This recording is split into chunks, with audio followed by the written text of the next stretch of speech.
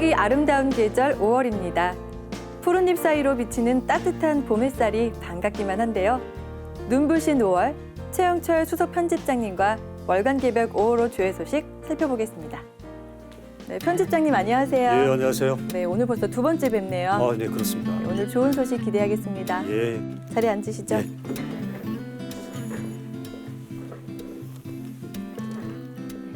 이번 호에도 알차고 유익한 내용들이 많이 실렸죠? 첫 소식으로 종도사님 말씀, 어떤 내용이 실렸나요? 네, 이번 5월호 도우는 지난 2017년 세계 환단학회 총계학술대회 초청 강연 때 사부님께서 이제 말씀을 하신 그런 내용입니다. 신지 미사와 고조선의 신교 문화에 대한 말씀하신 내용인데요. 2000년 동방 문명의 진정한 주인공, 단군조선 역사 문화의 그 원형 정신을 찾아야 된다. 이런 주제의 강연이라고 할 수 있겠습니다. 단군조선은 사만이다. 한번 외쳐볼까요? 단군조선은 사만이다. 뭐 이것을 네, 우리가 그 강연 제목의 신지 비사는 그 제천문 양식의 한국사 최초 역사서죠. 그렇죠. 신지 비사라고 하는 것은 이제 다른 말로 서요사라고도 합니다. 예, 단군조선 6세 달문 단군 때 역사를 기록하는 그 사관 신지 발리라는 분이 왕명을 받들어서 이제 천지에 그 올리는 그 기도문 제천문을 쓴 건데 이것이 단순한 어떤 그 제천문이 아니고 단군조선의 그 성립 정신이라든지 운영 방침이라든지 또 정치 철학이라든지 이런 것들에 대한 그 대의가 한꺼번에 이렇게 잘 파악이 될 수 있는 그런 글이라고 할 수 있겠습니다. 정도사님께서는 이제 이날 그 강연 주제를 그 19쪽을 보시면 세 가지로 크게 말씀을 하셨어요. 첫 번째는 단군조선은 사만이다. 그리고 두 번째는 그 단군조선의 그 역사 문화를 찾는 열쇠는 바로 사만 관경제에 있다. 그리고 세 번째는 단군조선이 결국 동방천자 문화의 고향이고 큰 집이다. 이것을 이제 밝힌다는 그런 내용인데요. 이번 5월호는 이제 그 중에서 첫 번째 주제, 단군조선 역사 문화의 핵심 사만 부분에 대해서 이제 말씀을 하고 계신 것입니다. 네. 그러면 사만은 우리가 역사에서 배웠던 그 지난 마한 번안을 말씀하시는 건가요? 그렇죠. 그 명칭은 맞는데 사실 좀 많이 왜곡이 되어 있습니다. 우리가 아는 그 사만이라고 하는 것은 뭐 남부 지방에 이렇게 나란히 있는 마한지난 변한 뭐 이렇게 돼 있잖아요. 근데 실은 그것은 남사만일 뿐이고 훨씬 방대한 한반도를 포함해서 중국 동북부 전역을 이렇게 우리가 통치를 했던 원래의 그 사만이 있습니다. 북사만이라고 하는데요. 그 부분에 대해서 이제 23쪽에서 한번 그 말씀을 하신 게 있는데 한번 같이 보도록 하겠습니다. 강단 사학자들은 이 사만 문화, 북사만을 이해하지 못하고 한강 이남의 남사만만 이야기하고 있어요. 신라 이전에 진한, 가야 이전에 번안, 그리고 백제 이전에 마한이 있었다고 합니다. 본래 단군조선 초기 4300여 년 전에 전체의 나라를 사만으로, 셋으로 나누어서 다스렸는데 이것을 받아들이지 못합니다. 사만의 역사 문화 정신 자체를 전혀 이해하지 못하는 것입니다. 이것이 바로 지금의 역사 교과서 왜곡, 역사 왜곡의 근본 주제입니다. 네, 정말 심각한 문제인데요. 그 단군조선 역사 문화를 이해하기 위해서는 먼저 북사만을 제대로 알아야겠네요. 그렇죠. 그게 이제 원래 우리 민족이 다스렸던 큰 통치 영역이었거든요. 네. 결국 이제 일부 학자들은 그 북사만의 존재 자체를 인정을 하지 않습니다. 이제 그런 것이 큰 문제고요. 또 단군조선 시조도 인정을 못하죠. 2000년 역사 자체를 또 마찬가지죠. 또 그 북부의 역사는 아예 관심도 없고 또 뭐 위만조선이 뭐 적통이라는 등 뭐 한사군이 뭐 실제로 설치됐다는 등 이제 이런 그런 어떤 왜곡이 지금 횡행을 하고 있는 것이죠. 23쪽 그 그림에도 나와 있는데요. 거기 보시면 한국 시원사 왜곡이다 그래서 이제 남사만만을 주장했다라고 하는 그 내용이 나오잖아요. 네. 그리고 오른쪽에 보시면 북사만을 인식하지 못해서 결국 대한사관이 소한사관 또는 반도사관으로 축소가 됐다. 예, 참 슬픈 얘기죠. 네. 그런데 단군조선은 왜 사만으로 나뉘어서 통치를 했던 거죠? 그렇죠. 그것은 이제 그 단군조선이라고 하는 그 나라 창업의 정신, 운영의 정신 자체가 천부경이 담고 있는 그 우주의 원형 사상, 삼신관이라고 하는데요. 거기서 이제 나왔기 때문입니다. 모든 것은 그 하나에서 나왔다, 즉 일신에서 나왔는데 그것이 현실 세계에서 작용을 할 때는 셋으로 작용을 한다는 거죠. 삼신, 조화신, 교화신, 치화신이라고 하는 그런 원리로서 그런 기운으로서 작용을 한다는 거죠. 이렇기 때문에 이제 단군 조선도 나라를 다스릴 때 이제 중심이 하나가 있고 좌우해서 이렇게 그 세 가지로 이렇게 나누어서 다스렸다. 그 삼신일체라고 하죠. 이런 또 일체 삼룡이라고도 하고요. 이런 원리로 이제 다스렸다 이렇게 보시면 되겠습니다. 네. 그렇다면요, 이 단군 조선의 실제 존재를 입증할 만한 어떤 사건이나 역사 기록이 있나요? 단군 조선의 그 실존을 입증할 대표적인 사건이 바로 이제 유명한 그 9년 홍수 사건입니다. 예전에도 이제 그렇게 큰 홍수가 있었어요. 노아 홍수처럼요. 그것은 이제 동서에서 이제 똑같이 이렇게 같은 시기에 있었는데 단군 조선의 그 대외 관계에 대한 그 말씀이 29쪽부터 37쪽까지 자세히 나와 있습니다. 서방 그 한족 정권이 9년 홍수로 거의 패망 직전까지 이제 밀리는 그런 위기를 겪거든요. 그때 단군 왕검의 그께서 아들 부르테자를 보내서 치수법과 오행 치수법과 그다음에 홍범 구주를 내려주죠. 그러면서 그것을 극복하게 합니다. 그럼으로써 이제 서방 한족은 큰 위기를 극복을 하고 명맥을 이어가게 되는 것이죠. 그 치수를 담당을 했던 우라는 사람이 성공적으로 치수를 하고 나서 민심을 얻어가지고 이제 세운 왕조가 하왕조거든요. 새롭게 나라를 세웠다라고 하는 그런 그 관련되는 군여롱수에 관련되는 문헌이 환단곡에도 나오고 중국에 있는 여러 사서에도 이제 빠짐없이 등장을 하죠. 바로 이런 것 때문에 이제 중국 역사가들은 결국 한족의 문화라고 하는 것, 역사라고 하는 것은 동이족의 문화고 역사다. 이렇게까지 이제 말을 하고 있는 것입니다. 네. 자, 이제 여기까지가 그 이번 호의 말씀이고요. 네. 다음 호에는 이제 그 이후에 어떤 그 단군 조선의 위상이라든지 또 사방 방경제라든지 이제 이런 부분들이 소개가 되겠습니다. 네, 그럼 다음 호에 만나볼 수 있는 거죠? 그렇죠. 네, 기대하겠습니다. 예. 네, 그럼 다음 소식 태상 종도사님 도운을 살펴볼 시간인데요. 어떤 내용이 실렸나요? 네, 이번 도는 그 2007년 7월 네. 증산도 대학교 교육시에 이제 내려주신 말씀인데요. 네. 포교를 해서 사람을 많이 살려라라는 주제로 이제 도생들에게 신앙의 어떤 그 대국적인 그 틀에 대해서 4가지 정도로 이제 당부를 해주셨어요. 네. 우주 변화 법칙을 아는 관건, 바로 그 핵심 요건이라고 하는 것에 대해서 이제 말씀을 하고 계신데요. 42쪽 말씀을 한번 같이 보도록 하겠습니다. 첫째로 우리는 이 대우주 천체권 내에 3개 우주를 주재하고 통치하시는 절대자 참 하나님, 옥황 상제님이 계신다는 사실을 알아야 한다. 그것이 문화의 고갱이, 우주변화 법칙을 아는 관건이다. 그것을 이해하지 못하면 첫날 공부해도 소용이 없다.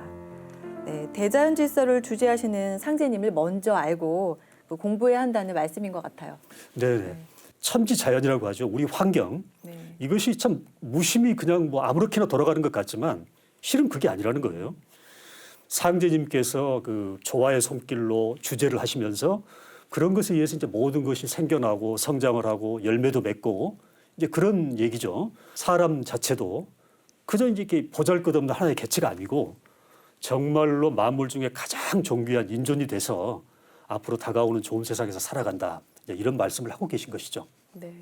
태상 종도사님께서는 우리 도생들에게 우주변화 법칙에 대해서 늘 강조하셨잖아요. 그렇죠. 태상 종사님께서는 이제 그 천지가 순환하는 이치에 대해서 아주 그 분명한 가르침을 정말로 이렇게 자세하게 해주셨는데요. 43쪽 말씀을 한번 같이 읽어보도록 하겠습니다. 이 천지가 둥글어가는 이치, 그게 바로 법칙이다. 그 법칙은 다시 묶어서 말하면 춘생추살이다. 봄철에는 물건을 내고 가을철에는 열매기를 맺어놓고서 다 죽여버린다. 10년 전에도 춘생추살을 하고 100년 전에도 춘생추살을 하고 10,000년 후에도 춘생추살을 한다. 춘생추살밖에는 없다. 네, 이거는 이제 결국은 전체 그 우주의 순환 이치에 대한 말씀인데요.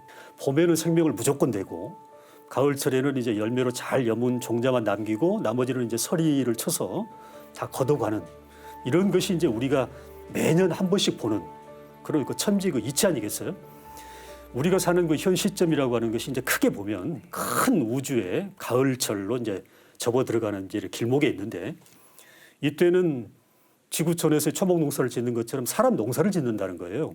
그래서 이제 이때는 조상의 음덕이 있거나 아니면은 상제님 진리에 이제 끝까지 수용을 당하는 사람들이 살아남아서 다음 이제 좋은 세상에 간다 이제 이런 말씀이시죠. 네. 사람 농사를 짓는 춘생추살의 섭리를 잘 아는 것이 정말 중요하겠네요. 그렇죠. 인생을 살면서 이제 그 참 진리를 우리가 만나는 것도 참 중요해요. 중요하지만 그것을 어떻게 실천하면서 살아냐 이것도 굉장히 중요한 문제거든요. 46쪽 중간과 끝부분에 있는 말씀을 한번 살펴보겠습니다. 나는 이 세상에 무엇을 하려고 생겨났느냐. 나는 다만 상제님 사업을 하기 위해서 이 세상에 왔다. 알고서 보면 그렇게 돼 있다. 내가 밥 먹고 잠자는 것은 다만 상제님 사업을 하기 위한 사생활일 뿐이다. 네, 살다 보면요, 인생의 어떤 목적에 대한 의문이 생길 때도 있잖아요. 태상 종도사님 말씀을 통해서 어떤 해답을 찾을 수 있죠. 그렇죠. 바로 그 지금 읽으신 그런 말씀이 상제님 일을 하는 도생들의 어떤 지침이 되는 사실을 말씀해요. 결국은 우리는 상제님 사업을 하기 위해서 생존을 하는 것이다. 이런 말씀으로서 또 더불어서 강조를 하고 계시죠. 네.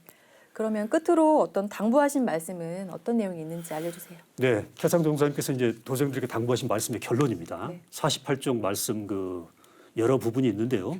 압축해서 한번 같이 읽어보도록 하겠습니다. 우리 증산도는 자연 섭리고 민족 문화다. 사람으로서 반드시 알아야 하고 그렇게 해야만 하는 그런 진리다. 그러니 자부와 긍지를 가지고서 포교를 해라. 세상 사람들을 살려야 될 것 아닌가. 포교를 해라. 살릴 사람들 있지 않은가. 첫째도 포교, 둘째도 포교, 셋째도 포교를 해라. 상제님 진리는 사람으로서 알아야 하고 해야만 하는 진리다. 그러니까 자부심과 긍지를 갖고 포교에 이제 일념을 해라 이제 이런 말씀인데요. 사람 살리는 것은 사실 이제 우리 신앙의 큰 목표잖아요. 그렇기 때문에 정말로 전념을 해서 하나도 둘도 열도 집중을 해야 된다는 이제 그런 말씀이시고 또 하지 않아서 안 되는 것이지 해서 안 되는 것이 아니다. 뭐 이런 말씀도 덧붙여서 이제 해주시면서 정말로 그 신앙 자세에 대해서 말씀을 하고 계시죠. 네. 다음은 태율주 수행과 신앙 체험 사례를 소개하는 태율주 천지조화 문화를 연다 소개 시간이죠. 지난 3월 증산도 교육 때 조상 신명 체험에 관련된 신앙 간담회가 있었잖아요. 그때 소개됐던 아주 특별한 사연이 이번 후에 실렸다고요? 네네. 이번 후에 실린 내용은 그 구도의 과정에서 도생들이 체험한 조상 신명에 대한 체험 내용이에요. 좀 독특하죠. 네. 아버지가 모습이 보였을 때 하반신이 안 보이시고 이 사고를 막으려고 기존에 저희가 계속 올려드린 그 노잣돈 받으신 거를 다 한 번에 써버리신 거죠. 그래서 이제 힘이 없다, 돈이 없다. 그래서 좀 너를 위해서 지켜준다고 돈을 다 썼으니 다시 달라 이렇게 말씀하신 거예요. 우리가 이제 조상님 그 천도치성을 올리잖아요. 그러면서 이제 노잣돈을 가끔씩 올리기도 하는데 이 사례에 의하면은 조상님이 자손에게 닥치는 그 사고를 막기 위해서 그 노잣돈 모아놓은 걸 한꺼번에 다 썼다. 네. 그래서 돈이 없다. 뭐 네. 이런 말씀. 아, 흥미로운데요? 예, 네. 그런 얘기도 있고요. 200년 동안 너를 우리 집안의 대표로 내려보내기 위해서 참 이렇게 공을 들였다. 우리 집안을 맡겨도 되겠느냐. 굉장히 참 애절한 한 그런 분만 이제 표현인데. 녹색 도포를 입고 소파에 앉아 계시고요. 그래서 이제 그분과 얘기를 나누는데 그분이 하시는 말씀이 우리가 너를 만나려고 200년을 기도했다. 그 얘기를 하시고 또 태울주와 그 신법 또는 그 정성 공부에 대한 당부 정말로 잊지 마라. 태울주를 꼭 읽어라. 뭐 이런 아주 그 흥미롭고 그 가슴을 울리는 그 생생한 사례들이 소개가 돼 있어요. 실제하는 그 조상 신명과 자손의 관계에 대해서 많은 것을 그 깨닫고 느낄 수 있는 그런 기사니까는요. 촘촘하게 한번 읽어보시는 게 좋을 것 같습니다. 네, 굉장히 흥미로운 내용이 많은데요. 꼭 읽어보겠습니다. 예. 네. 이어서 태율랑 이야기를 만나볼 차례인데요. 청주 우암도장 하민석 부포정님의 그 포교 활동 이야기가 실렸죠. 네. 하민석 도생님은 이제 병원 응급실에서 근무하는 의사입니다. 네. 굉장히 바쁘신 분이에요. 그런데 이제 그런 과정에서도 나름대로 포교 철학과 정성을 갖고서 꾸준하게 이제 상제님 진리를 전하고 계시는 분인데요. 작년 11월에 그 하 도생님의 그 포교 노하우 또 그 방법론 이런 것이 한번 그 발표된 적이 있어요. 이것을 이제 이번에 저희들이 한번 정리를 해서 한번 체계적으로 한번 기사로서 구성을 했습니다. 네. 구체적으로 어떤 내용들인가요? 이제 먼저 그 포교를 정의를 하고 계시는데 포교라고 하는 것이 태교와 같다. 포교는 태교예요, 사실. 그래서 중요합니다. 후천의 새 인간을 만들기 전에 우리가 그러니까 엄마가 이렇게 네. 임신을 하고서 이제 네. 태교를 하잖아요. 네. 그거와 같다. 그리고 서로 마음을 소통하고 마음을 얻는 것이 바로 포교다. 득기심이다. 이제 이런 그 표현을 했고요. 그래서 언제 어디서나 자기 자신의 신앙 얘기를 먼저 하면서 포교를 한다. 뭐 이런 것도 좀 우리가 좀 새겨 봐야 되는 그런 원칙이라고 할 수가 있어요. 결국은 모든 것은 정성과 공경과 믿음, 성경신으로 이루어진다. 네. 이런 그 결론을 맺고 있죠. 네. 특히 107쪽에 보시면 네. 천일기도 이야기를 이제 이분이 이렇게 하고 계시는데 그걸 또 이렇게 기사로서 잘 정리를 해놨는데요. 네. 정성이 얼마나 중요한지 그것이 포교에 어떤 영향을 미치는지 그것을 잘 보여주는 내용이라고 할 수 있겠습니다. 네. 포교 명장이신데요. 네, 이분의 어떤 신앙 포교 사례를 보고 참 많은 도생님들이 기감이 됐으면 좋겠습니다. 예, 그렇죠. 되는 것이 제 정성을 똑바로 드리는 거였습니다. 일단 저부터 서야 된다는 생각이 들었으니까요. 그래서 그 대상자들과 대화하면서 다음은 뉴미디어 세상 소개 시간이죠. 1988년 서울 하계올림픽 이후에 30년 만에 열린 평창 동계올림픽이 지난 2월에 성공리에 마무리가 됐는데요. 파이브제 기술로 화려하게 연출된 평창 올림픽 개막 행사는 다양한 한문화 코드가 세계인에게 전해진 축제이기도 했습니다. 평창 동계올림픽 개막식에서 볼 수 있었던 한문화 코드들에 대한 분석 기사 만나보겠습니다. 네, 편집장님, 저는 그 개막 영상을 보면서 그 여운이 아직 남아 있어서 그 뒤로 몇 개 동영상을 더 찾아볼 정도로 저는 정말 재밌게 봤거든요. 어떻게 보셨어요? 네, 저도 이제 그 몰입해서 시청을 했었는데요. 이번 그 평창 올림픽 개막식은 한국 문화의 모든 것을 다 보여줬다 이런 평가를 받고 있습니다. 네. 그 처음에 시작을 5명의 아이들과 흰 호랑이가 나와서 모험을 떠나잖아요. 그리고 그 다음에는 그 한국의 유명한 가수들이 나와서 존 레논의 이매진을 함께 부르는 그 장면이 저는 굉장히 인상적이었거든요. 네, 그랬죠.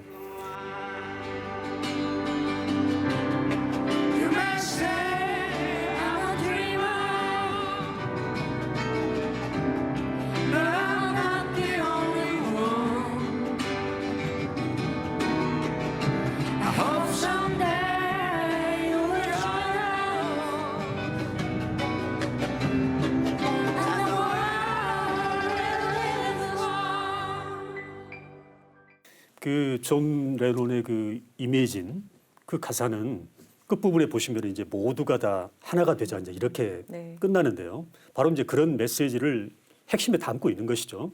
공연 과정을 보면은요. 오행을 뜻하는 그 5 어린이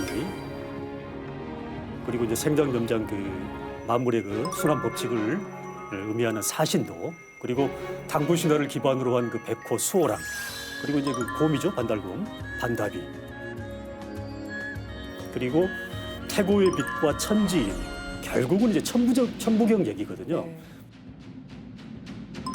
뭐 아리랑 얘기 나오죠. 뭐 도깨비 난장 얘기 나오죠. 치우처랑 얘기 나오죠. 또 이제 뭐 지불놀이까지 이런 장면들이 전부 다 이제 우리 그 고유한 우리 한민족의 원형 문화에 대한 그런 많은 메시지들을 전하고 있습니다. 그래서 아주 그 재밌으면서 공감할 수 있는 그런 메시지들이 그런 해석들이 이번에 잘 정리가 되어 있습니다. 그래서 꼭 한번 읽어보시기를 바랍니다. 네, 책을 통해서 한번 살펴보도록 예. 할게요. 그리고 이제 이번 그 5월호에서는 이제 이러한 기사 외에도 대마도에 살아있는 환단곡의 숨결이라고 하는 그런 역사 테마 기사가 있고요. 또 희귀성씨 기사로 곽씨가 있습니다. 네. 인라인 스케이트 그 곽채희 네, 선수 아시죠? 네. 네, 그 곽씨 그리고 가정의 달을 맞이해서 행복의 근원처 가족이라고 하는 그런 도전 산책 기사도 실려 있습니다. 함께 읽어보시면 좋겠습니다. 네. 다음은 가가도장 기사를 만나볼 차례인데요. 이번에는 서울로 취재를 다녀오셨다고요? 네, 서울 강남도장 정현진, 김금성 부부 도생의 도박 얘기를 취재하고 왔는데요. 네. 정현진 도생은 이제 어려서 그 삼신신앙을 하는 어머니의 그 신앙 모습을 보면서 이제 성장하신 분이에요. 성인이 돼서는 이제 사업도 크게 하시고 참 잘 되셨는데 IMF로 이제 사업 실패를 하고 나서 많은 좀 좌절을 겪다가 또 신앙도 만나서 또 다시 새로운 삶을 이렇게 열심히 사시는 그런 분이고요. 김금성 성도님은 교포십니다. 중국 흑룡강성 해림시 사오촌이라고 하는 그런 곳에서 이제 태어나서 성장을 하셨는데요. 이분의 그 집안은 뿌리가 경북 영주예요. 그래서 이제 원래 뿌리는 여기인데 일제 시대 때 이제 피해서 중국을 들어갔다가 이제 거기서 할아버지가 독립운동도 하시고 이러면서 이제 그런 그 조선족 문화의 어떤 풍토 속에서 성장을 하시다가 결국은 그 할아버지 열망이기도 했던 이 조국 땅을 다시 이제 자손이 밟게 되면서 또 신앙도 하게 되고 이러면서 이제 또 이렇게 가가도장을 이루게 된 이런 사연들이 네. 참 재미있게 이렇게 전개가 됩니다. 네. 이 부부의 그 열정 그리고 순수한 어떤 그 도심 그리고 태울주를 통해서 이룬 그 어떤 영성의 조화, 힘 이런 것을 느낄 수 있는 그런 취재였습니다. 네. 자, 함께 살펴볼까요? 네. 안녕하세요. 서울 강남도장에서 신앙하고 있는 정현진 김금성 태얼랑입니다. 반갑습니다.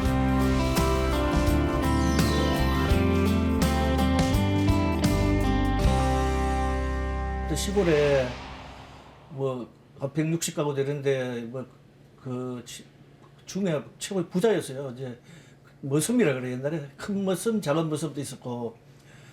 그러니까 그 당시 저는 시골인데 이제 대구까지 이제 뭐 고등학교, 대학교 다 다니고 하숙했으니까 자라면서 부유하게 자라면서 쭉 잘 왔어요. 성장 과정도 괜찮고 했는데 이제 바로 대학교 졸업하고 이제 골재 장사를 시작하고 해가 또 잘 굉장히 좀 상당히 괜찮았어요. 괜찮았는데 이제 IMF 때 강서구에 이제 건물도 짓고 사업을 좀 이렇게 확장을 하다가 거의 망했죠. 거의 이제 세속말로 망해가지고 좀 그 쉽게 말하면 목숨도 거다야 되겠다 이런 거지 막다른 거지 갔어요 그때.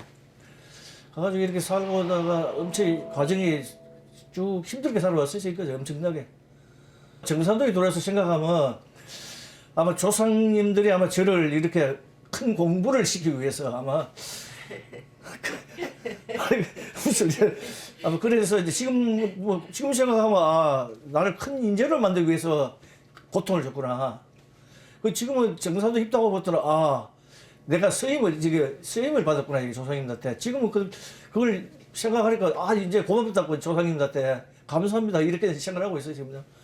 어머니께서는 뭐 집에 음식을 해도 이제 그 신주 단지 앞에다 조상님이 모시는 거죠. 이제 모시놓고 이제 많이 빌고 하는 걸 봤어요. 이렇게 빌면서 이런 막 절도 하시고 이래 막 하시는 걸 보고 이제 자랐는데 그 많이 빌으신 그 공덕으로 아마 제가 정산도에 입도한 거로 저는 좀 이렇게 돌아서 보니까 많이 그 생각이 돼요.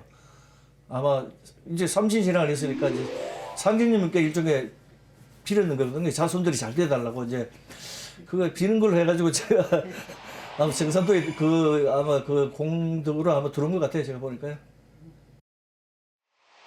그러니까 한족 동네예요. 중국 사람, 한족 사람하고 우린 조선 사람이라 하거든요. 그래서 조선 사람 같이 이렇게 어울려서 사는 동네랬어요. 그래 크면 셋째 딸로 정말 귀하게 정말 사랑도 많이 받고 부모 사랑, 언니 사랑 이렇게 많이 받고 정말 공부도 제일 많이 했어요. 할아버지는 이래 계속 이래 떠돌이 이래 다니네. 뭐 했는지 모른다. 그러다가 돌아가시니까 그다음에 장례식 할 때 엄청 이렇게 사람들이 엄청 막 그래서 줄 이렇게 쭉 서고 이렇게 배천을 깔고 이렇게 장례 이렇게 했다고 그러더라고요. 우리 다 커서 그 배천을 봤어요. 이렇게 할아버지가 돌아가실 때 이거 깔았던 거다. 이러면 보여주고 그러니까 우리 다 커서도 마음대로 이렇게 내놓고 말 못했어요. 무수고 했다. 근데 우리 고모는 알지요. 근데 고모가 독립운동 그거 하고 그래서 일본 사람하고 일본 그 하고 이래 막 서로 총 이렇게 다니고 이렇게 싸우기도 하고 그랬다고 그러더라고요. 그런 얘기 퍼뜩 듣고 이런 거는 절대 어디 나가서 말하지 말아야 된다. 마음대로 이렇게 내놓으면은 중국에는 안 돼요. 그래서 다 숨기고 살았지요. 그게 고모는 돌아가시고 뭐 이렇게 그러니까 완벽하게 이래 완벽하게 모르죠. 근데 이제 생각해 보니까 할아버지가 이렇게 이런 일을 했기 때문에 내가 그렇게 이게 증산도 만나지 않았겠는가 이런 거 생각되지요. 네, 얘기를 들어보니까 두 분이 진리를 만나기 전에 참 많은 사연들이 있으셨네요. 그렇죠. 좀 특이한 얘기들이죠. 네. 그 정도생님 같은 경우는 이제 아까도 이렇게 화면에도 우리가 봤듯이 나한테 이런 고통을 준 것은 결국은 조상님이 나를 연단하기 위한 것이다. 이런 또 마음을 갖고 계시잖아요. 또 실제로 그렇게 사업 실패하고 정말로 그런 과정에서도 어려서 그 신교 신앙을 하셨던 어머니의 그 정성이 결국은 나를 진리로 인도한 것 같다. 뭐 이런 말씀도 해주셨고요. 네. 김금성 성도님 같은 경우는 할아버지께서 이제 독립운동을 하셨잖아요. 얼마나 위험한 일이겠어요.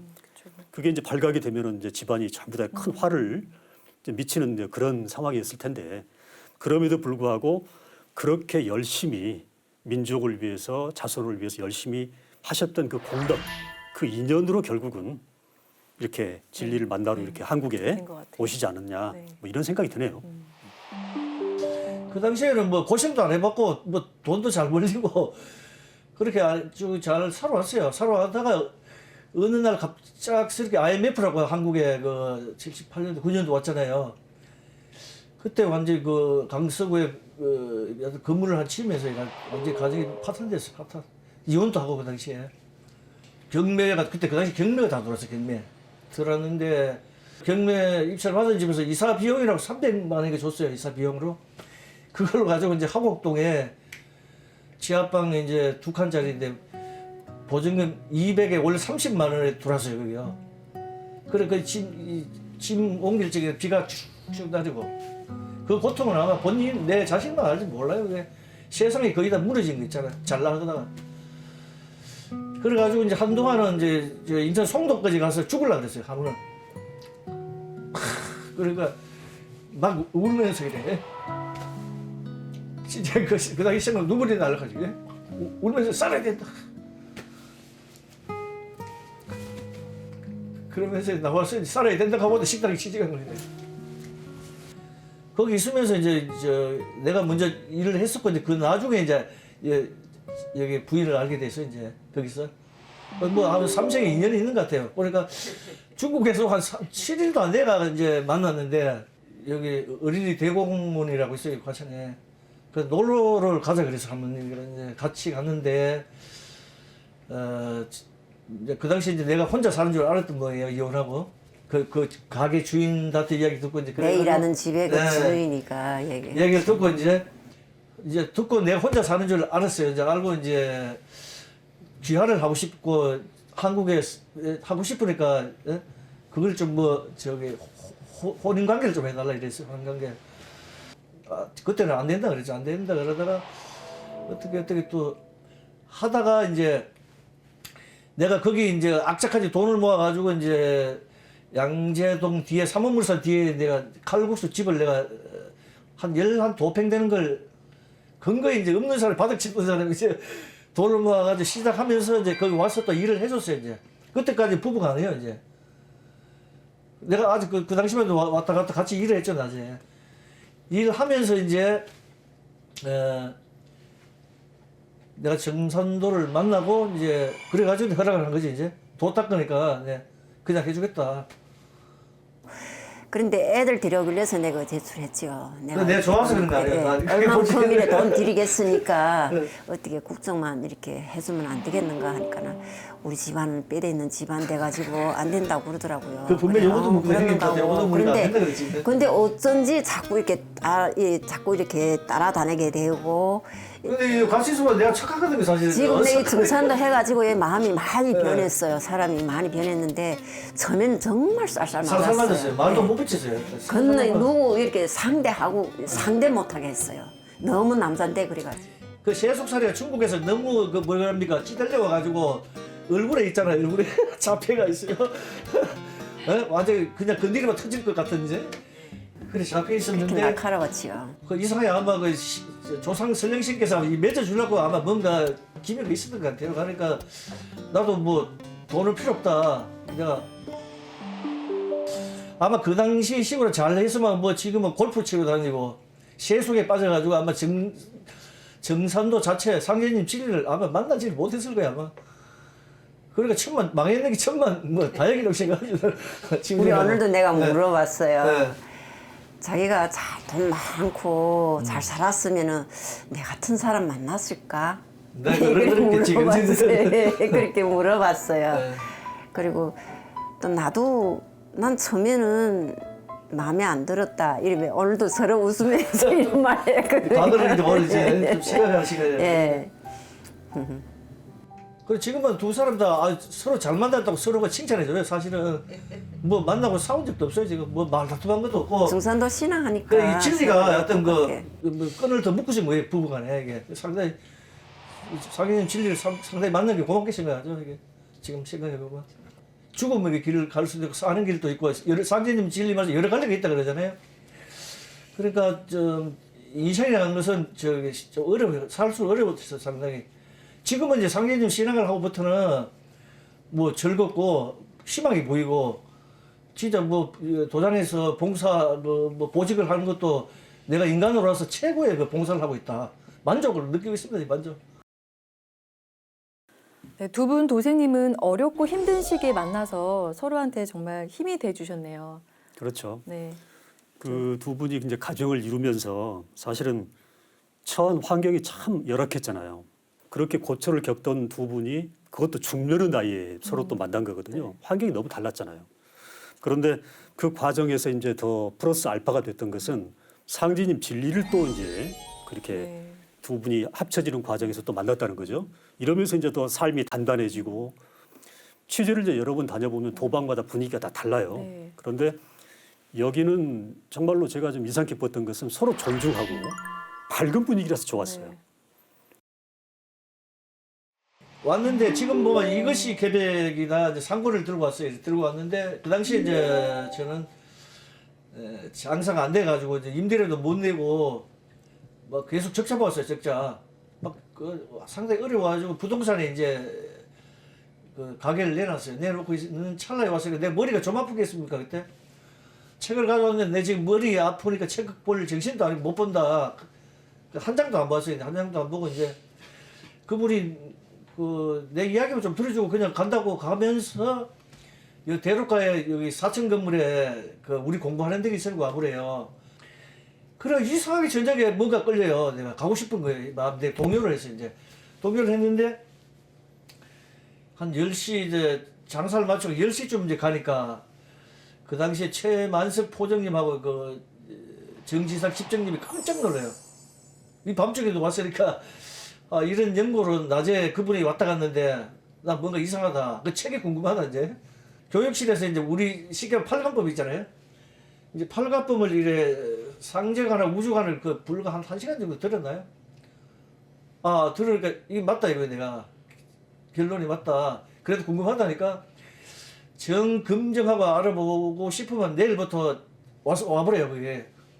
그러면 좋다가 나도 바로 결정을 내려서 내일부터 공부한다. 그 당시 장사할 적에도 7시 반 시성인데 동네에서 내가 적자 보는데 6시 반에 문을 닫고 가니까 이게 샤터 내리고 가니까 동네 사람들 돌았다 이랬잖아요. 이제. 그 당시 그렇게 하면서도 뭔가 그때부터 열정이 솟구치고 우주 1년하고 이제 상제님이 인간이 오셨다는 걸 몇 마디 또 알아들었어요. 내가 이게. 이 내가 할 것이 이거구나 이제. 결정 내고 거기서 내 같은 경우 드물 거야. 그 이튿날도 공부를 하고 군령 참석하고 치성 참석하고 아마 지금까지 98, 7, 8%는 참석을 해요. 그 아마 뭔가 한번 정해진 사람 같아요. 제가 보기에는. 그래요 지금. 그래 가정에 이제 입문 입도 됐고 내가 입문 할 때부터 이제 같이 점심시간에 계속 뭐 내가 도장에서 주문을 배우고 또 전하고 내가 혼자 주문 연습도 하고 막 그때부터 도기가 올라가서 진리 전하고 하면 이제 김감성 도생은 동네 다니면서 내가 돌았다 이거든요. 저 사람 맛이 같다. 한마디로. 나는 지금 생각 정상적으로 가고 있는데 이제 맛이 같다고 흉을 보고 다녔어요. 이제 맛이 같다. 저 사람. 그러니까 가게 식당 문을 7시 치성 시간 맞춰가려고 6시 반에 문을 닫았으니까 닫고 거의 안 빠지고 가서 뭐 또 배워온 거는 다 그대로 이야기하니까 이제. 그래 이제 내보 돌았다 하다 한 2개월 좀 지나니까 본인도 이제 궁금한 거예요. 이제 조상님 이야기하고 막 하니까 내가 도끼가 찼어요 그때. 그래가지고 그래 하니까 도장에 한 가보자. 그래 따라왔어요. 한 2-3달 차이로 입도를 했어요 또. 너무 열심히 하니까 자꾸 이랬네 웃었죠. 자꾸 시시시 웃다가도 막 내절로 나도 모르게 자꾸 따라가고 싶고 거기 가보고 싶고 그래서 내가 하려고 그랬어요. 사장님 나 한번 가보면 안 될까요? 그래서 아 된다고 좋다잖아. 그래서 같이 한번 가봐서 근데 저는 주문을 그렇게 좋아해요.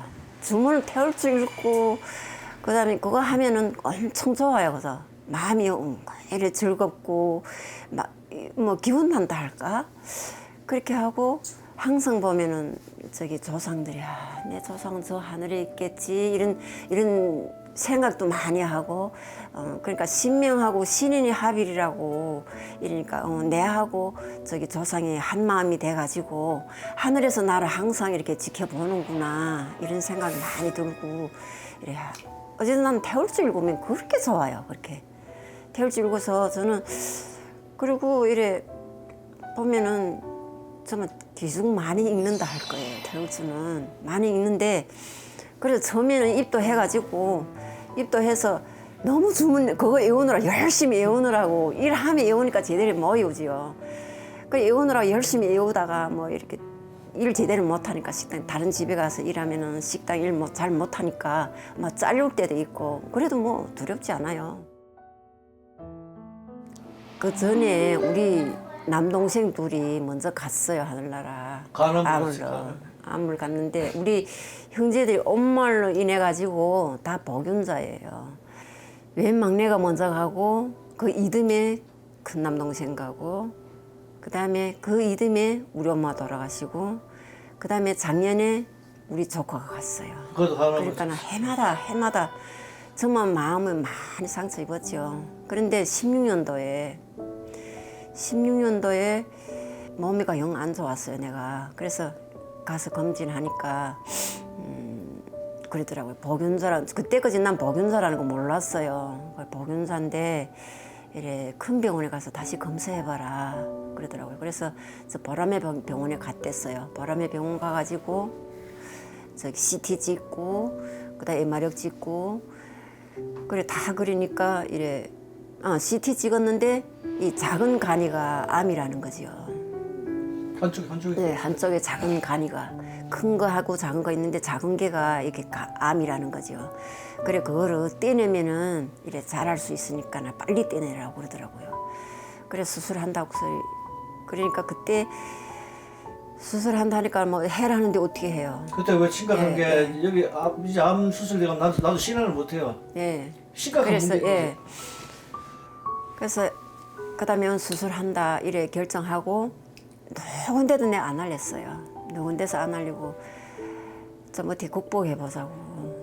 어쨌든 이래 수술하면은 근데 제일 힘든 게 그 내 암이라 하니까 동생 둘이 같이 엄마 같이 암으로 다 갔잖아요. 갔는데 이제 조금 살만하니까 너무 정말 너무 막 허무하더라고요. 야 정말 조상들도 어찌 이렇게 몰라주나. 이제 살만하고 이제 정말 이렇게 피기 시작하는데 왜 이렇게 몰라주는가고 제일 마음 아픈 게 저기 정보감이더라고요. 정말 이제 한창 지는 우리 살만한데 어떻게 헤어지겠는가. 그래서 내 안 할까 하니까 그래 해라고 그러더라고요. 그래서 그러면 한다고 소리 마음 먹었어요. 그래서 CT를 찍고 예마력 들어가 찍었어요. 그러니까 해야 된다고 그러더라고요. 그래서 입에는 간절하게 많이 빌었어요. 예. 그래서 많이 빌었죠. 여기도 빌고 집에 와서 막 청수 떠놓고 빌고 나는 병원에서 빌고 그 어쨌든 좀 이래 좀 그래 보자고 좀 안 하고 얼만가는 뭐 한 그래도 70까지만 살아도 예? 어찌 이렇게 몰라주는가고. 그리고 그저 혼자 왔다 갔다 했죠. 그래서 누구도 안 알렸어요. 형제들도 안 알리고 자식들도 내 안 알렸어요. 그래 그래서 우리 둘이 어쨌든 어찌 이게 보자 그렇게 했는데 그래서 수술하자고 결정 내렸어요. 둘이서 수술하자 그래 하고서는 저기 뭐 털고 일어나자고 저기 마음 먹었는데 그 이튿날에 또 수술한다고 결정 그거 다 했어요. 다 준비 다 해가지고 그런데 또 저기 이튿날 아침에 일어나니 새벽에 의사가 올라왔더라고요. 그래서 선생님 왜 이렇게 오셨어요? 네 그랬지. 그랬던 게 어쩐지 이상하다는 거죠. 정말 자기네 진단 잘못했는지 정말 암이 맞다는 거죠. 근데 그 찍으니까 수술 안 해도 된대요. 암이 아니라는 거죠. 그래 그다음에 그럼 내 집에 가도 되죠? 그랬던 게 집에 가라는 거죠. 그래서 집에 왔어요. 둘이 같이 이튿날에. 그러네. 그래도 조상님들 저기 이렇게 알아주는구나. 그래서 그 수술했더라면 어떻게 했겠어요. 나도 신앙 보다가 무너지는 것도 가정이다. 그런데 그래서 조상님들이 그러니까 두 번 구해줬지요. 그러네. 정말 이래 내가 신앙하기 때문에 이런 일도 이겨내고 이런 일에도 극복하고 이렇게 우리 그래도 우리가 이겼지 않는가고 조상님 덕분이라고 그렇게 즐거워했죠. 신앙을 하다 보면 참 어려운 일이 있을 때도 있는데요. 두 분 도생님들은 그 사업 실패와 중병을 이제 겪으면서도 정말 잘 극복하신 것 같아요. 그렇죠. 네. 신앙하면서 이제 늘 좋은 일만 있지는 않죠. 사실은요. 뭐 시련과 고난 뭐 이런 것들이 좀 다가오기도 하는데 그런 거를 이기고 오히려 더 성장하는 그런 기회를 갖는 것이 바로 이제 신앙의 성숙이 아닌가 싶어요. 네. 사실 두 분한테는 사업 실패로 인해서 정말로 그 죽고 싶었던 그런 좌절의 순간, 가람이라고 하는 그 어떤 가족력이죠. 사실은 가족들이 많이 또 그 병으로 이렇게 돌아가시기도 했는데 그런 죽음을 앞둔 그런 이제 그런 병에 직면해서도 용기를 잃지 않고 신앙에 기대고 또 조상님께 늘 감사를 하고 천도식을 올리고 이러면서 그것을 슬기롭게 극복을 했다. 이것이 그런 보온 마음을 가졌다고 하는 것이 정말로 이 가정의 어떤 그 순수한 그 신앙 모습이 아닌가 이렇게 생각을 합니다. 네. 근데 이제 신앙을 하면서 두 사람이 이제 고비가 더 있었어요. 고비야. 우면동인 산사태 때 거기서 이제 단독 방에서 이제 딸도 신앙을 하거든요. 딸을 거기서 입도시키고 이제 수혜당했나 그 당시에 단칸방에 있으면서 이제 극적으로 이제 물이 천장까지 찼는데 냉장고인가 뭐 딛고 살아났어 두 사람. 나는 출근했어 그 당시에. 그때 또 신학의 고비가 왔어 그 당시에. 그러니까 뭐 그때는 흙탕물에 변복이 돼가지고 뭐 진리책이나 뭐 전년 한 쪼그리 이 도전식도 지금 흙이 다 묻었는데 없어요 거의 다. 그래가지고 이제 서울시에서 이제 그 수전 그 피해자들 그 우면동 경로장을 줬는데 경로장에서 6개월을 살아서 피난 생활을 했어. 피난 생활을 하는데 그 당시에 또 이래 생각해 보면 엄청나게 지금 되돌아보면 고비를 힘들게 살았어요. 진짜 전쟁 때 피난하는 거 있잖아요. 의식적으로 해결하는데 뭐냐. 어서 다 밀려갔지. 끝개신 신고 그다음에 그 나라에서 주는 거 그 옷이 입고 그리고 출퇴근하고 또 저녁에 오면은 또 거기 집에서 자고. 빨대 놓고 씻을 데가 없어요. 저녁 때 오면은 둘이 거기서 만나죠. 거기서 이렇게 밥이 또 대수 이래 아침에 뭐 얻어 먹고 그 안 먹고 눈물 나는 아리랑 고 곱게를 한 6개월을 넘겨서 거기서. 그때 정말 고생 많이 했어요. 그래서 한 번도 이렇게 마음은 뭐 변하거나 막 이런 거 없어요. 그래서 꾸준히 쭉 이렇게 나갔죠. 그래서 그때 제일 곤란했어요. 지금 생각해보면 뭐 진리가 정립 안 돼서만 신앙 안 합니다. 나 자기 살아야 되는데 우선. 나 그래도 진리가 좀 다져져 있었기 때문에 아마 그 놓치를 하고 따라간 것 같아. 지금 생각하면. 그럼 내가 무너지면 같이 무너진 거예요. 그 당시에. 아마 신앙하면서 최고 어려운 고비였어요. 뭐 좋은 점도 있었지만 신앙하면서 상당히 어려웠어요. 그 저기 아무것도 없어가지고 가게 가가지고 컵을 들고서 물 올려놓고서 좀 도와달라고 상주님, 조상님이 좀 저 도와주세요 하고서 컵에다 물을 들고서는 그렇게 정수 올리고 그랬어요. 우리는 좀 아무것도 없어가지고 정말 옷도 나라에서 쓴 거 입고 그리고서 일을 갔다 오고 짬만 있으면 그 컵에다가서 종이컵에다가서 물 떠놓고 빌고 정말 그때는 곤란했어요. 우리 근데 도장에서 강남도장 그때는 합했을 때죠. 이성계 20살 이제 계실 적인데 네, 도장에서 많이 도와줬어. 그래도 이사 와가지고 이제 여기서 이제 도장 사람들 23명인가 와가 가정시설을 크게 했어요. 여기서. 그래 여기서 뭐 그래도 좀 편한 게 이제 신앙을 이제 이거 도방도 이제 자동적으로 생기고 여기서부터 이제 또 더 신앙을 더 열심히 해서 왔어요. 여기서. 그래도 이 정선도 만났기 때문에 그런 곡절 끝에 그래도 뭐 큰 이런 뭐 물도 지고 뭐 물도 그렇게 만나가지고 다 버렸지만은 그래도 오늘의 이만큼이라도 그래도 우리 행복이구나 대복을 받았구나 나 이렇게 생각해요. 정선도 안 만났으면은 사람 질도 못하지요. 예. 그래도 어디 나가도 사람들 다 그래도 좀 허술하게는 안 보거든요. 근데 이제 도방이라는 이제 의미는 이제 최소한의 이제 우리 성소 조상님하고 뭐 천지 일월지 뭐 조상님을 모신 최소한의 성소가 되고 이제 여기서 아침 4시부터 문을 상님 사업을 여는 성소 작은 성소 여기서 이런 신문을 붙여서 나가는 뭐 도방이라고 생각하고 이제 그리고 가족 부부간에 같이 화합을 이끌어내고 또 저녁에 포개를 어떻게 하고 이제 대상자가 어땠다 이제 그런 도담의 장소도 되고 화합하고 아마 이 작은 도장이지만 지금 완벽한 완전한 도방은 아니지만 아마 올 내년 안에는 완벽한 그 도방을 만들어 가지고 사람을 좀 많이 살리고 대상자 확보를 많이 하고 그게 아마 여기 작은 방이지만 성소지만 90점이 되지 않겠느냐 생각합니다. 그리고 부부간의 화합도 더 되고 그리고 이제 도방의 역할이 상당히 중요합니다.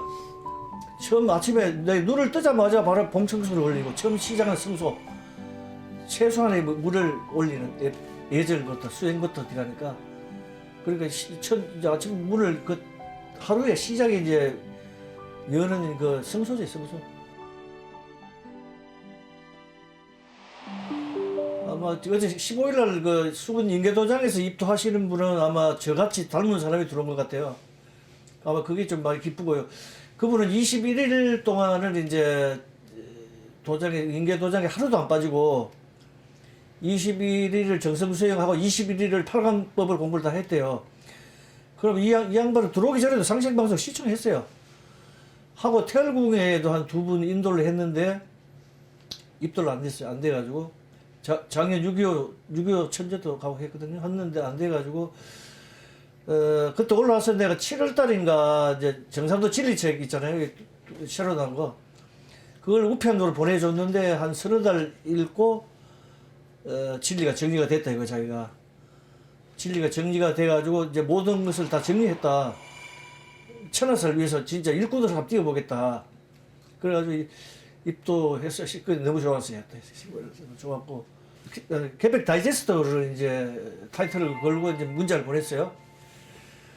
그래가지고 어제까지 책을 16권을 발송했어요. 그 중에 좀 특이한 사람도 있고 지금 SNS 이제 된다니까 지금 용기가 생기고 된다 확신을 가졌어요. 이제 패널하고 같이 하는데 그게 좀 신명나요 지금 되니까. 근데 SNS에서 책을 보내고 또 어제 대상자 한 명은 특이한 게 대전에 그 목동 사랑회라는 목사님 담임 목사님인데 이분이 이제 그 SNS 문자가 날라왔어요. 책이 얼마요? 그래요. 아, 이 책은 우리가 이벤트 기간이니까 책을 안 팝니다. 그러니까 한참 있다가 또 날라왔어요. 포교역이냐고 이게? 그렇다고 그러니까 자기 주소하고 이제 전화번호를 알게 주면서 자기는 목사다. 그리고 내가 이제 농담식으로 이게 태전이 앞으로 5만 년 수도가 되고 대운수가 설에 있는 땅이다. 그러니까 이제 카톡이 허허 이제 시어티가 2개 날리네 이제. 그 자기가 잘 안 돼요. 뭐 상생방송이 대전에 어디에 위치가 있고 저는 많이 관심을 갖고 있대요. 그 사람은 좀 괜찮고 또 어제 또 한 번 뉴욕에서 또 한 번 왔어요. 교회 다닌다고 자기가 그러면서 아마 SNS 하는 게 세계화 포교가 되는 것 같아. 내가 해보니까 지금요. 그럼 뭔가 자신감이 생겨요 지금. 그러니까 팬들하고 같이 하면 되겠다는 확신을 가지죠 확신. 난 남편이라 생각 안 해요. 그래서 같이 한 도인으로서 증산도 도인으로서 함께 정말 세상에 보온도 많이 하고 사람도 많이 살리고 함께 온 가족이 온 일에 정신에 김씨네 온 가족이 다 몽땅 한 명도 빠짐없이 좀 후천 함께 넘어갈 이런 그런 큰 포부를 가지고 있거든요. 저는 그 뜻을 꼭 이루겠어요. 그 저 같은 경우는 이제 한 방향으로 가는 현지 사업을 하는 동반자다. 동반자 꼭 있어야 할 한 사람들의 자리다. 꼭 있어야 될 사람이다. 동반자로 같이 가야 되니까 중요한 부부라는 게 상당히 중요하다고 봐요. 옆자리가 비면 안 되죠. 이제 모든 것을 다 신앙이 이해를 해주니까 좋죠. 제 이제 꿈이라는 하는 것은 이제 우리 정산도의 존재 목적이 세속 사람을 진리로서 이제 살려내야 되지 않습니까? 그리고 책이 많은 사람 끌어줘야 돼요. 그 역할을 충분히 할 수 있도록 최선을 다해야 된다고 봅니다. 이상입니다. 두 분이 그 엄청난 자연재해를 극복하셨잖아요. 그것을 계기로 두 성도님이 신앙과 포교에 대한 열정과 의지가 더 강력해지신 것 같아요. 그렇죠. 네. 시련을 겪잖아요, 누구나. 근데 이 두 분은 굉장히 좀 심한 시련을 네. 또 많이 겪으셨어요. 이렇게 보면. 근데 그것을 대하는 그 자세, 마음, 이런 것도 있고 또 간절함, 또 마지막에 나왔다시피 서로를 동반자로서 여기고서 신뢰한다는 거. 네. 이런 것들이 이제 그 전반적으로 이렇게 도방에 깔려 있는 그런 정서인데요. 보통 이제 저희들이 그 장년 부부인 경우 나이 드신 이제 도방을 가보면 대개가 이제 조용하고 묵직하고 이제 이렇거든요. 보통 네. 분위기가. 그런데 여기는 전혀 아니에요. 밝고 활기차고 네. 또 순수하고 뭔가 좀 깨끗하고 이제 이런 느낌이 드는데 그런 것은 결국은 알고 보면 이 두 분의 그 마음과 자세가 그렇기 때문에 그것이 드러난 게 아닌가. 그것이 반영된 결과가 아닌가. 뭐 이런 생각을 해보면서 이제 이 도방을 우리가 이제 이번에 마무리를 하고 또 여기서 어떤 메시지를 주는지를 우리가 생각을 좀 해봐야 된다고 생각을 합니다. 네. 정현진, 김금송 도생님의 사연에서 신앙은 어려움이 있을수록 더욱더 적극적이고 강건해진다는 종도사님 말씀을 실감할 수 있었어요. 네, 그렇죠. 네, 지금까지 월간 개벽 주요 소식 살펴봤는데요. 네, 좋은 소식 전해주셔서 감사합니다. 네, 고맙습니다. 다음 시간에 좋은 소식으로 네. 찾아뵙겠습니다. 네. 계절의 여왕 5월, 어린이날과 어버이날 등 가정의 달이기도 한데요. 소중한 사람들을 돌아보면서 뜻깊은 한 달 보내시기 바랍니다. TV로 보는 월간 개벽 5월호 여기서 인사드리겠습니다.